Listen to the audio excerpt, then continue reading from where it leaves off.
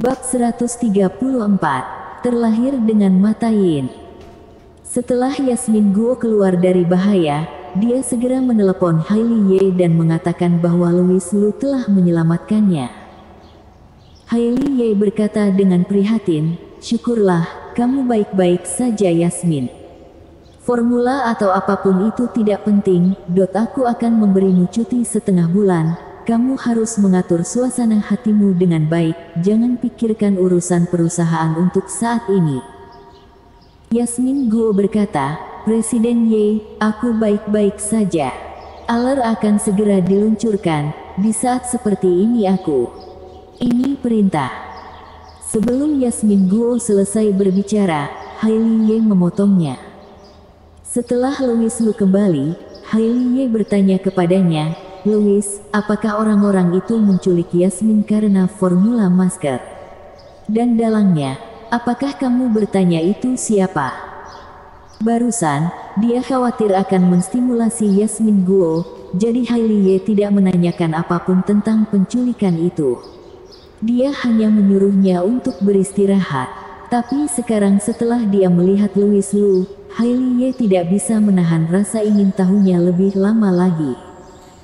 Dia dengan panik ingin tahu siapa yang begitu gila. Louis Lu berkata, "Akan segera ada jawaban untuk pertanyaan ini.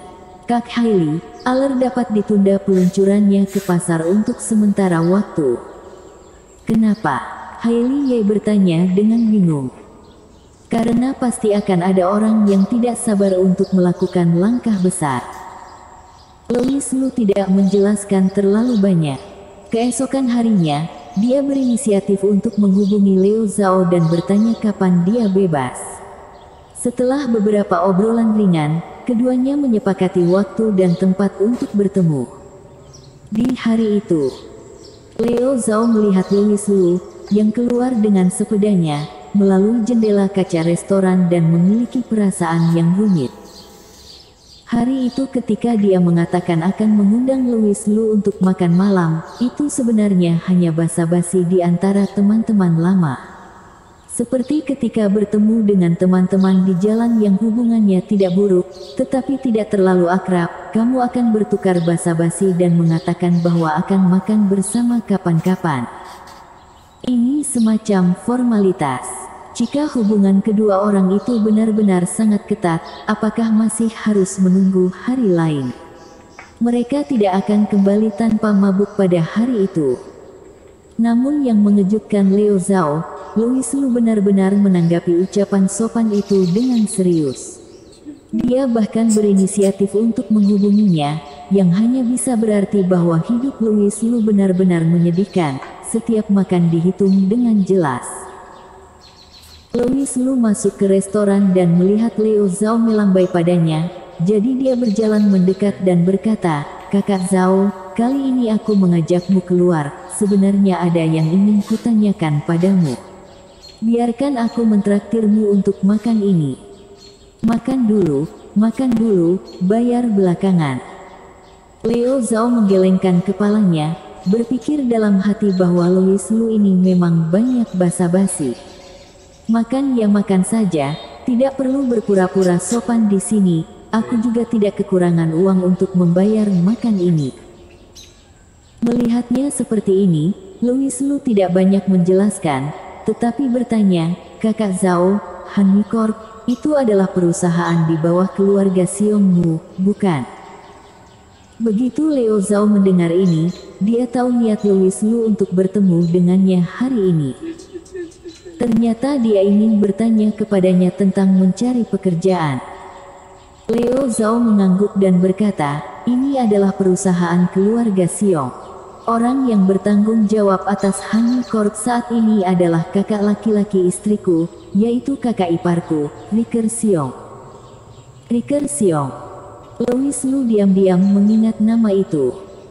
Melihat keheningannya, Liu Zhao berpikir bahwa dia terlalu malu untuk berbicara. Jadi dia berkata, "Sebenarnya, adik Lu tidak perlu terlalu malu, semua orang pasti punya waktu saat hidup mereka berada di titik rendah. Aku dapat melihat situasimu, aku akan bertanya kepada kakak iparku di lain hari apakah bisa memberi pekerjaan untukmu. Meskipun posisinya di keluarga Xiong rendah, tidak terlalu sulit baginya untuk mencarikannya pekerjaan.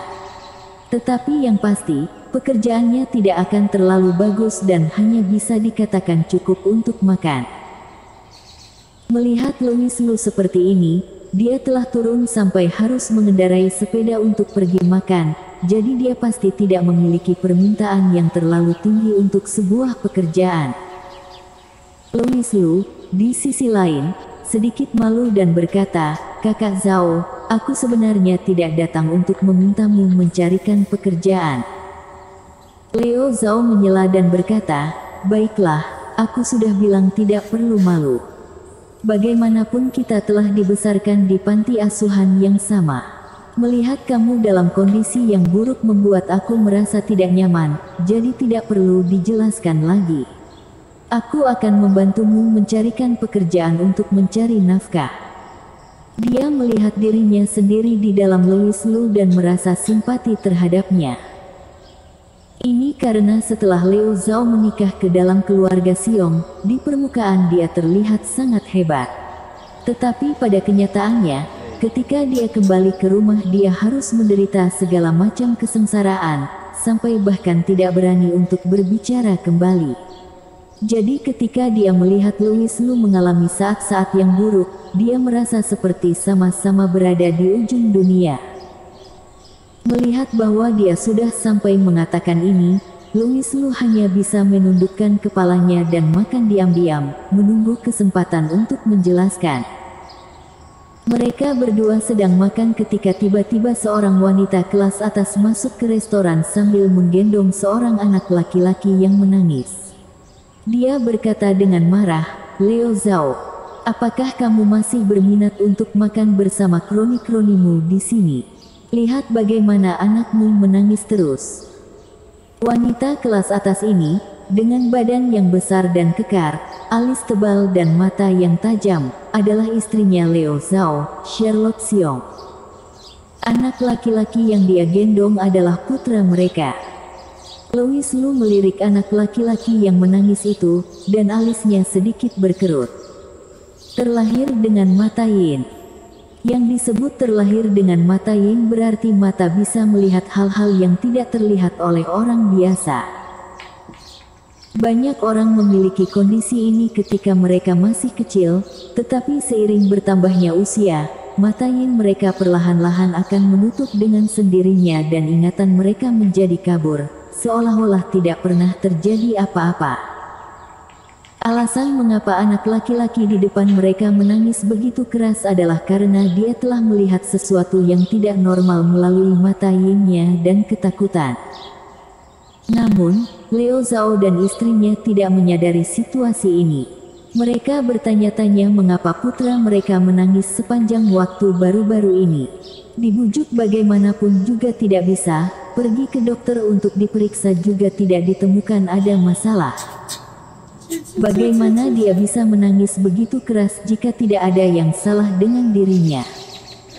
Charlotte Xiong secara alami tidak mempercayainya.